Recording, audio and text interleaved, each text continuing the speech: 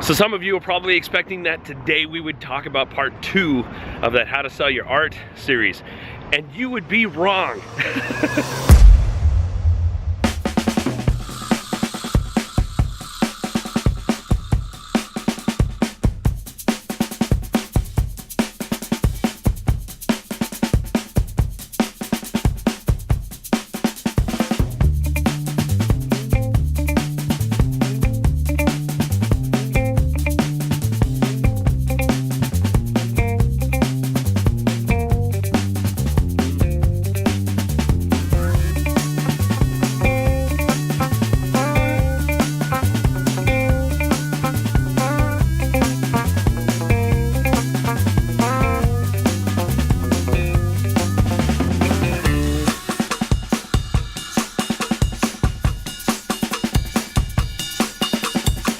As I was saying, I'm definitely going to be getting back to that How to Sell Art series soon. But somebody had asked me about this zine that I'm doing. Maybe I didn't tell you. I'm doing a zine, but this time instead what we're talking about is zines. And I had told a bunch of people that I'm going to do a zine or two.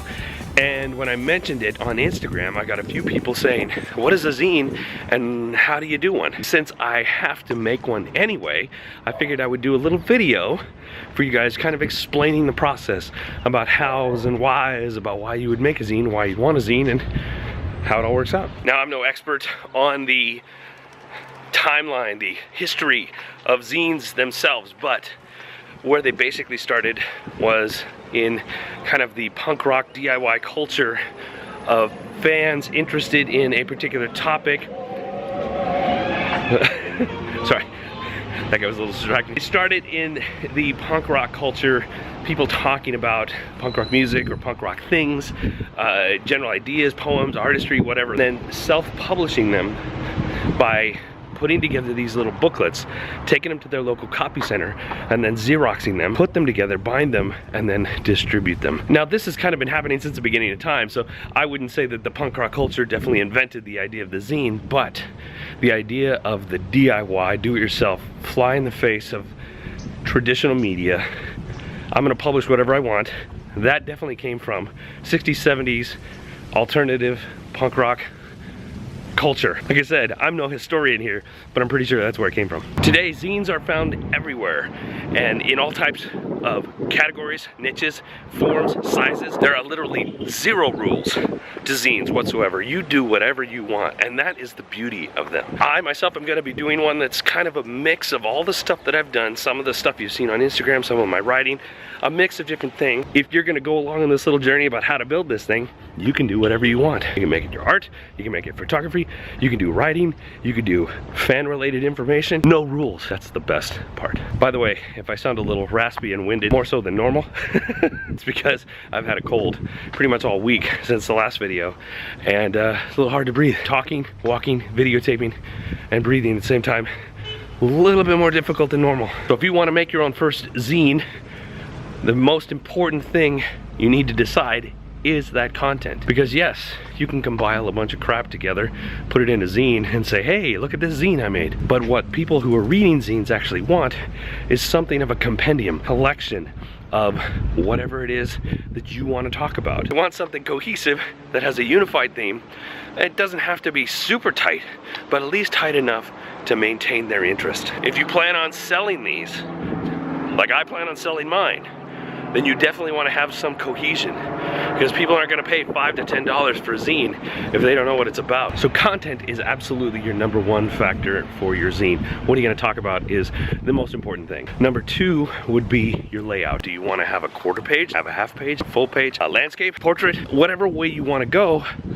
Know that going in, because it's going to make it a whole lot easier. And we'll talk about that in a minute. It's going to save you a whole lot of headache down the road if you understand and know what you want and how you're going to produce it, how it's going to lay out on the page.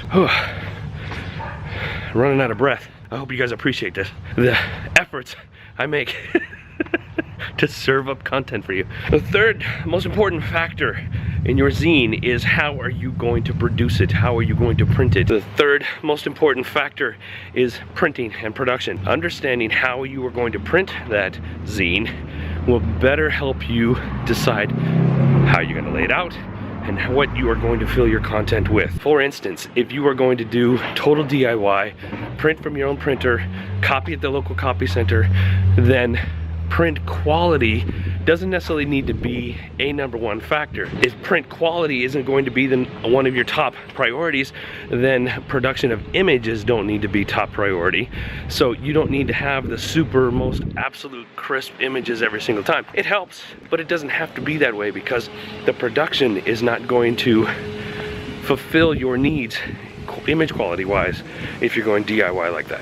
Now, if image quality is a #1 priority for you, then your print process will want to be a little bit higher grade because you are going to want to produce the highest quality thing you can. Granted, that is going to cost you a little bit more money, but you can also charge a little bit more of a premium on that. Say a little bit more because pricing is a little bit of an issue with zines, because people who buy zines typically are looking to spend between the $5 and $10 range. Above that, you're looking for a more specific buyer for your piece, which is possible, but you obviously limit yourself a little bit. And the fourth most important thing when it comes to your zine is distribution. You need to know how you're gonna get it out there. You can sell it on your website, you can sell them on Etsy, you can sell them in markets. In fact, the reason I'm making a zine is because I put myself out there and signed up for the Los Angeles Zine Fest. Because of that, I will definitely be needing to produce zines on a pretty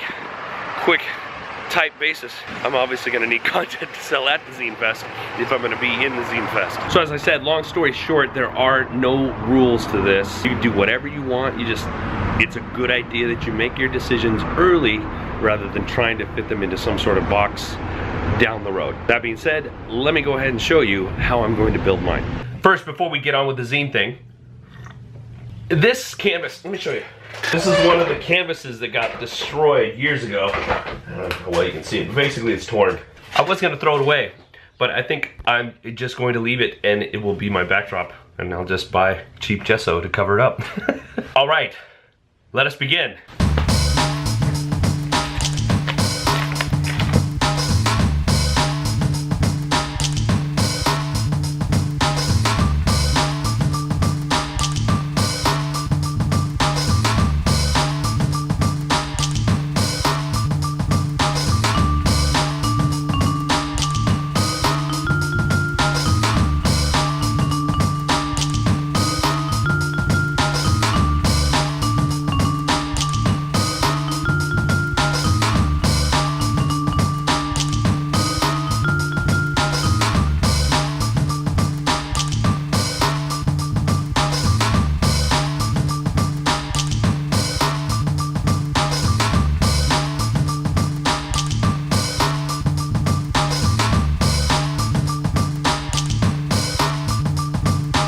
Okay, so one small flaw in my plan today is that I didn't realize that this was the only stapler I have. I mean, it works, but the problem is that you can't bind the pages well. Normally you want something that's gonna be able to go all the way. You want it to go to here, but mine obviously doesn't. So I'm gonna jimmy rig it, so get a stapler that you know you can get all the way over here. The smooth part of the staple needs to go on the outside of the binding. Pro tip, this one is small, so you don't need more than 2. If you go bigger than half page, you probably want to do 3. I am a zine. This is 2. This is 1. Page 1. Page 2. Page 3. Now, why did I number these? I'll explain to you in just a minute, because I'm going to, just as quickly as I put this together, I'm going to destroy it. But it's really simple, folks. You get some pieces of paper. You print them out if you want to. You do it something like this. You cut them to a size that you can get a stapler into. You staple them together, and that's pretty much it. This one is 20, well, what did we come up with? 26, because this is 27, and back cover is 28.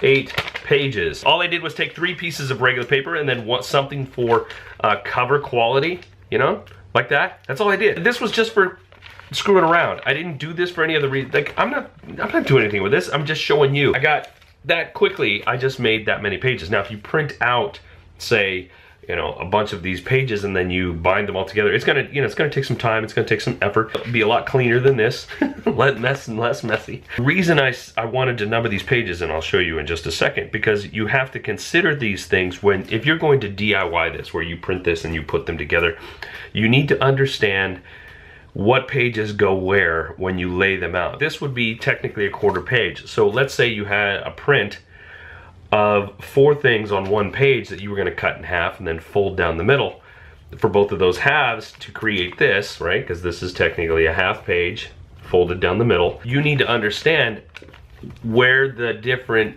items should lay on different pages in order to make that happen. And the way you understand that is by understanding what's called pagination, meaning how the pages lay out. So here we go. Cover. This is 1, this is 28. I didn't put a number on them, but this is what they would be on the cover. When you disassemble, it's 1, and then 2, and then 27, and then 28. That was 1 and 2. So then this is page 4, page 25, page 3, page 26. See how they're 3's over here? You see what I'm saying? You have to understand how these pages lay out before you go. You're not just gonna lay out page 1, page 2, page 3, page 4 on one sheet and then put those together and then expect them to line up when you go and cut them and bind them, because it's not gonna be. You have to know your pagination. My suggestion is to figure out how many pages you want to put in your zine. Build something like this. You don't have to go quite this crazy. You can just take white pieces of paper, put numbers on them, and then that way when you disassemble and lay them back down on the page, and I have a full page, what pages need to, or what sections need to go where, and how do I print that out? An item, item, item, item. You have to keep all of that stuff in consideration when you're doing it. That will be the most frustrating part of your job. If you're gonna do it, that would be the toughest part, because it just kind of takes, you have to wrap your mind around the pages. It was my intent to actually show you some examples of some zines that I like, but I couldn't find any of my zines for some reason. I couldn't find any of them. They're in a box somewhere. They have disappeared. I hope they didn't end up in the trash. I'm not gonna be able to do that, but you should go look at other zines if you can. If you have any alternative bookstores in your town, go find them there. Go to Etsy and look at them there. You know, order a couple off of Etsy. You can get some on Etsy for, well, they're pretty much all cheap. You can get them anywhere from $1 to $20, depending on what you want to spend. Again, there are no rules. You can do whatever you want. You can write about whatever you want. You can share whatever you want. You're gonna want people to actually buy your stuff, so there's some consideration there depending on what you want to share, but you're always going to find the people, as long as you keep putting your stuff out there, and you know, hopefully the right people find the zines that you want. And when I put my zines out, I hope all you guys go and buy them, and I will link to them when they're actually done. Also, as I'm just looking over here, I just happened to notice this. This is a notebook from my friend Dwayne. He has this thing, Art Pays Me. This is an option for binding right here. This is one option. You can get these done at any of your copy stores. You can go and with this version. And this is called a saddle stitch because it's like, oops, because if you sit it like that, it's kind of like a saddle. This requires a minimum of 4 pages, and every single segment has to be 4 pages. It's impossible to have a saddle stitch without a divider divisible by 4. 4, 8, 16, 20, 24, 28. I feel like I missed something there. You can also do perfect bound, which is like a book. This magazine is perfect bound. They have the cover, which takes up extra space, kind of wraps all the way around, but then these pages, these individual pages, are shoved in here and it's glued together. The cover has to be 4 pages because it's 1, 2, 3, 4. But then these pages are all individual. This spiral bound. Again, well, 4 pages for the cover, and then every other page is just a page. Just different options you can go, how you want to do it. I've even seen people do the saddle stitch thing, but instead of doing staples, they've actually sewn them. Seriously, you could run your zine right through the sewing machine and sew them together. I've seen it done. Any kind of paper you want. The cover generally is typically a little bit heavier weight, just like you look at any magazine you've ever been. You know, most of them are usually a heavier weight, just to give it some rigidity. And the reason they did that is because they wanted something that stood up higher in the newsstand. look nicer. It just makes it look nicer. Finally, when it comes to your zine, depending on what you want to do with it, if you're gonna sell it, the most important thing you can do is get it done and get it up somewhere. Get it on Etsy, get it on your website, sell it directly through Instagram. Get it out there. Go to markets and become a zine master. The key here, folks, is that if you want to do this, just go do it. Don't hesitate. Don't sit around waiting for it to happen. Don't say, maybe I want to do this thing someday. Just either you're thinking about it and never gonna do it, or do it. Do it! Tapping into my Shia LaBeouf there. And I think that's kind of a consistent theme through pretty much everything we do within our creative world. Most people wait around for the thing to happen for them. And in 2017 and beyond, that's just not going to happen. And even though this wasn't part of my selling art series, it really kind of should be, because what it comes down to, folks, is that if you're not willing to put in the work to do the thing that you need to do the art, and then get it in the people's faces, then put it somewhere where they can go buy it, then you're just fooling yourself. You have to be willing to go all in for this. I am. I don't know about you, but I am, and so that's why I'm doing these things. I'm going out for these shows. Even if I don't get into this show, which I think I probably will, but even if I don't get in, I'm still gonna make this zine, and I'm still going to sell it, and whether I sell it directly through the website or put it somewhere else, I'm gonna get it out there, and that's kind of what I'm getting at. You gotta go do it. Just gotta go. And so now I'm gonna go. Remember, folks, be good today, even better tomorrow. See ya.